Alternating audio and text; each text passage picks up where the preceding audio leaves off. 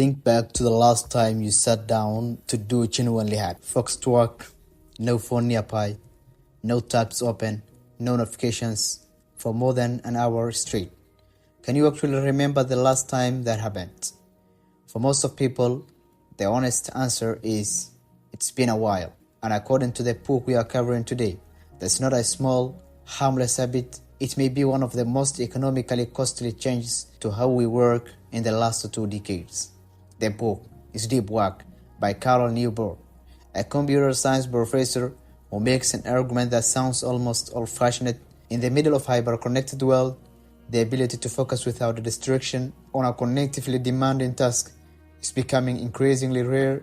At exactly the same moment, it's becoming increasingly valuable, which means if you cultivate this skill deliberately, you'll thrive, and if you don't, you risk becoming replaceable. By the end of this episode, you will understand exactly why deep work has become so scarce, what actually costs you to lose it, and a set of concrete strategies for reclaiming it in a world that's structurally designed to fragment your attention.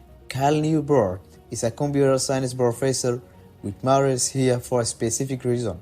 He studies and works alongside various technologies, social media platforms, algorithm attention capture systems that he argues are eroding our collective capacity for deep focus, and he is famously deliberately opted out of most of them himself. He doesn't have a social media presence, and he has built an academic career known for a level of output that seems almost impossible given a standard 8-hour meeting-filled workday. That combination, technical fluency plus intentional persistence, gives his critique a different flavor than a purely nostalgic technology-inspired argument.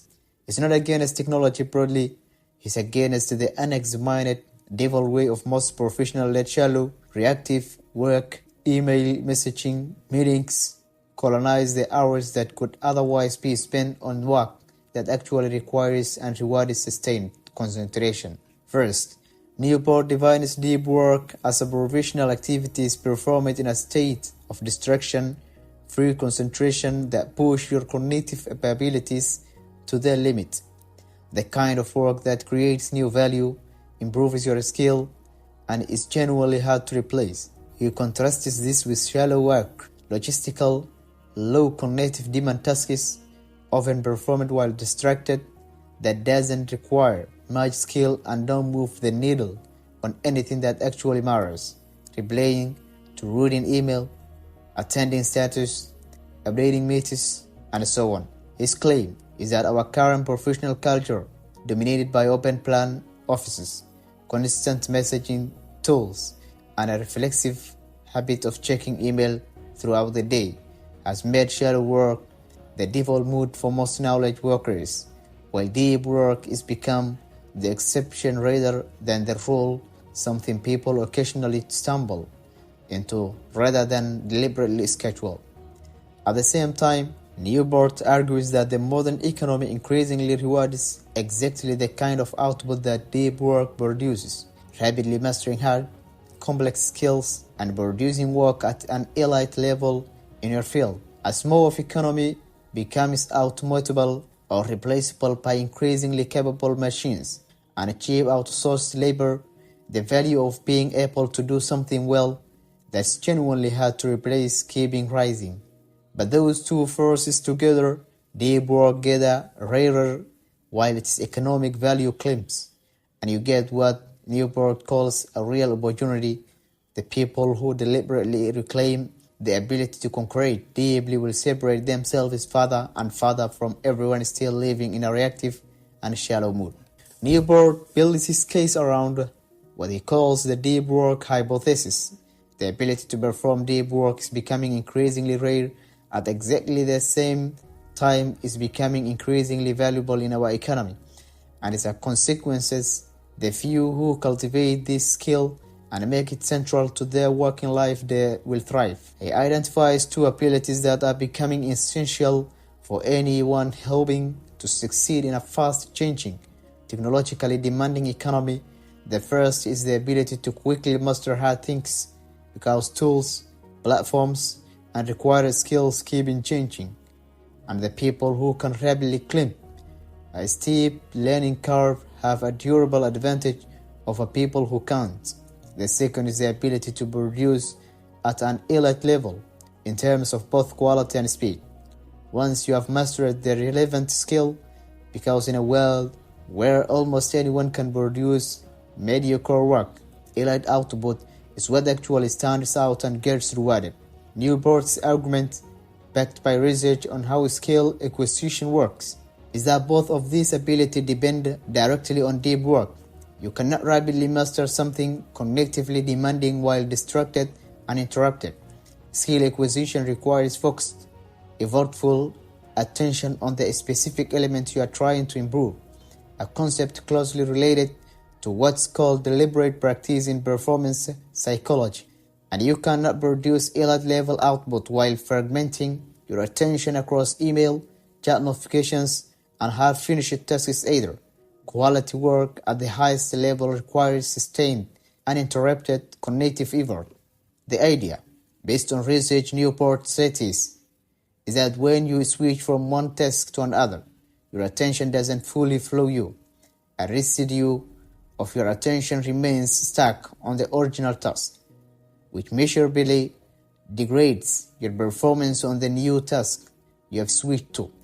This means that consistently toggling between, say, writing a report and checking messaging apps is not actually doing two things. It's doing both things worse, because neither one ever gets your full, unrestricted attention. This has generally uncomfortable implications, even brief check-ins, the ones that feel harmless, a quick glance at your phone, a fast reply to a message, and not free. Each switch leaves behind a residue that flows you into whatever you do next, meaning a workday full of frequent small interruptions can leave you feeling busy and exhausted, while producing very little deep, high-value output because your attention was never actually whole during any single stretch of that day. Newport also pushed back on the popular belief that we can train ourselves to multitask effectively. The research he suggests the opposite. Heavy multitaskers tend to perform worse, not better, at filtering out irrelevant information and switching between tasks compared to people who multitask less, which suggests that the habitual context switching may actually erode the very cognitive control needed to do it well, rather than strengthening it. The comforting idea that constant task switching is a skill you are improving through practice does not hold well under his framing. So how do you actually build deep work into a life full of meetings, emails, and family obligations? Newport lays out 4 different philosophies for scheduling it, and the right one depends heavily on your specific job and life circumstances.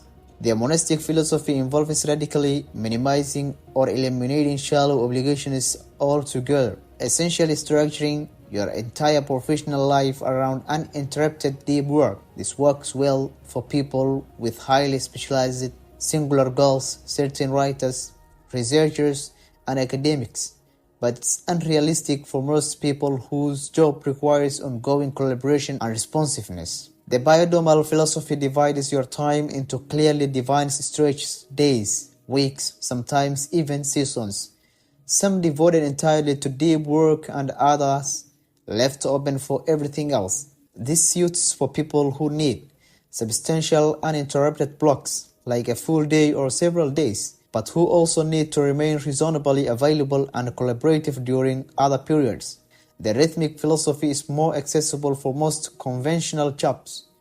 You build a consistent daily habit, blocking off a set stretch of time, an hour or two most days, at a predictable point in your schedule, so deep work becomes an automatic part of your routine rather than something you have to renegotiate and rediscover the motivation for each day. The journalistic philosophy is the most flexible and demanding.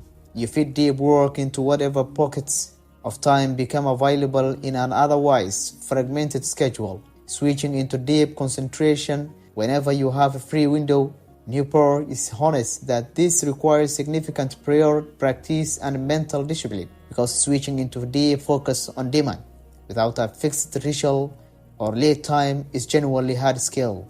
Beyond choosing a schedule philosophy, Newport evolves specific tactics for actually executing deep work sessions once you have carved out the time. They emphasizes the value of rituals, consistent, specific routines around where you will work, how long you will work, what you will do to start, and what rules apply during the session. Because relying on willpower alone to enter the focused state, fresh each time with no supporting structure, drains a limited resource unnecessarily. A consistent ritual removes a layer of decision-making friction and signals to your brain that it's time to shift into different mood attention. He also describes what he calls the grand gesture, unusual, sometimes dramatic changes to your normal environment or routine specifically to signal the importance of deep work session to yourself, like temporarily relocating to a different location purely to work on a significant project without any of your normal distraction available. The psychological effect of this deliberate distraction, he argues, can meaningfully boost your motivation and follow through on a particularly demanding piece of work. On a collaboration specifically, Newport doesn't argue that all collaborative work is inherently shallow. He acknowledges that some of the most valuable ideas emerge from genuine collaborative interaction. His nouns here is about being intentional rather than reflexively available. He recommends that he calls collaborative depth, structuring joint work sessions so that collaborators can also enter focused states together rather than defaulting to constant low-quality back-and-forth interruption throughout the day. The goal is not isolation for its own sake. It's protecting the condition that focused thinking, whether solo or shared, actually requires. Here's a section of the book that I think genuinely underrated because it's addressing something most productivity advice skips entirely. Your capacity for deep work is not just about scheduling, it is trainable mental faculty, and constant stimulation actively degrades it. Newport argues that the ability to concentrate intensely is a skill. Unlike any skill, it can atrophy from disuse or be strengthened through deliberate practice. And one of the biggest threats to that skill in modern life is our habit of filling every single spare moment. A line at a store, a short way, a boring commute, with a quick check of phone. His argument is that this constant micro-stimulation trains your brain to accept novelty and reward on demand, which makes the sustained and distracted focused deep work requires feel increasingly uncomfortable and hard to access because you have conditioned your attention span downward through thousands of small repetitions. His somewhat proactive recommendation is deliberately embrace boredom in small moments rather than reflexively resolving it is with a phone, essentially treating your ability to tolerate an unstimulated mind as a muscle worth training on a baboons, because the same tolerance is what deep work sessions require you to sustain for much longer stretches. On the more specific question of social media, Newport proposes what he calls craftsman approach to choosing tools rather than adopting a new app because it offers some small benefits. You should adopt a tool only if the benefits substantially outweigh the real costs to your time and attention, evaluated deliberately rather than by default. He's skeptical of the common justification that only potential benefit, however small, is a reason enough to keep distracting tool in your life, arguing that this kind of low-power thinking is exactly how shallow, fragmented attention becomes the default setting of an entire professional life without anyone consciously choosing it. Before we pull everything together, there are two more tactics from the book worth covering because they address the two edges of deep work practice: how you end your work day and how you keep shallow work from quietly expanding to fill all that space you try to protect. Newport talks about the importance of a fixed shutdown ritual, a consistent routine you run at the end of each workday to formally close out unfinished tasks, capture anything you still need to act on later, and give yourself explicit permission to stop thinking about work until the next session. His reasoning connects directly back to attention residue. Without a deliberate closing ritual, open loops from the workday tend to keep intruding on your evening and your ability to rest, which in turn degrades the quality of the mental recovery you need to be able to deep work against the next day. A short, consistent shutdown routine, reviewing your task list, confirming nothing urgent is being dropped, and literally saying a closing phrase to yourself if that helps act as a psychological signal that it is genuinely safe to stop. The second tactic is a regular audit of how you are actually spending your time, because most people significantly underestimate how much of their day goes to shallow work until they track it directly. Newport recommends periodically logging your activities in rough time blocks and honestly labeling each block as a deep or shallow, not to create guilt, but to build accurate awareness, because you cannot protect your time for deep work if you don't actually know where your current hours are going. Most professionals, once they do this audit honestly, are surprised by just how much of the supposedly full workday was actually shallow, reactive, and replaceable. He also raises useful, slightly uncomfortable questions for anyone in a conventional job. How much of your shallow work is actually necessary versus simply expected because it is always being done that way? Not every email needs an immediate reply. Not every meeting needs your attendance.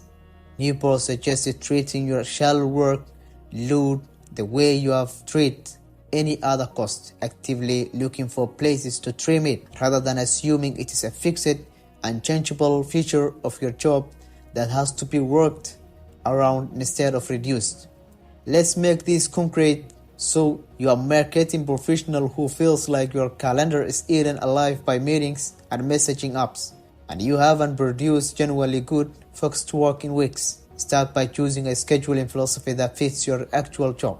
For most people with regular collaborative obligations, the rhythmic philosophy is the most realistic entry point. Block the same 90-minute window each morning before meetings typically start, and protect it as non-negotiable. Build a ritual, same location, phone in other room, a specific starting action like reviewing your one priority task for this session, and a clear rule about what counts as deep work during that block versus what doesn't. Address attention residue directly before the block starts. Close out explicitly, postpone anything currently open in your head. Don't start a deep work session midway through an unresolved shallow task, because the residue will follow you in. Apply the craftsman approach to your tools. Audit which apps and notifications are in your phone and on your computer by default, and remove anything whose benefit doesn't clearly outweigh its cost to our attention, rather than keeping it just because it may occasionally be useful. Train boredom tolerance outside of work sessions. The next time you're waiting in line or between tasks, deliberately don't reach for your phone, and notice how uncomfortable that discomfort is the exact muscle deep work depends on. That's the entire system applied to a realistic, distraction-heavy modern job. Deep work, distraction-free, cognitively demanding effort is becoming rare and more economically valuable at the same time, which creates a real opportunity for everyone who deliberately cultivates it. Attention residue means task switching doesn't let you do two things at once. It makes you worse at both, because part of your attention stays stuck on whatever you just left. There is no single right schedule for deep work. Monastic, biodomal, rhythmic, and journalistic philosophies each fit different jobs and life circumstances. Most people should start with rhythmic. Rituals and occasional grand gestures reduce the willpower cost of entering a focused state.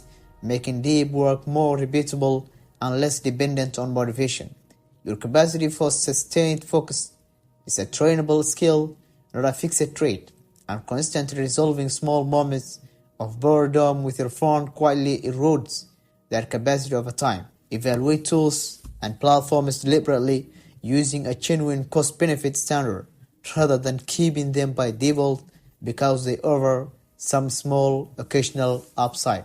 If this episode made you rethink how fragmented your average workday actually is, share it with someone who's been feeling busy all the time but somehow never gets to their real, important work. That feeling has a name now and a fix. Subscribe for more of these deep dives. Next episode, we will cover another book. Thank you.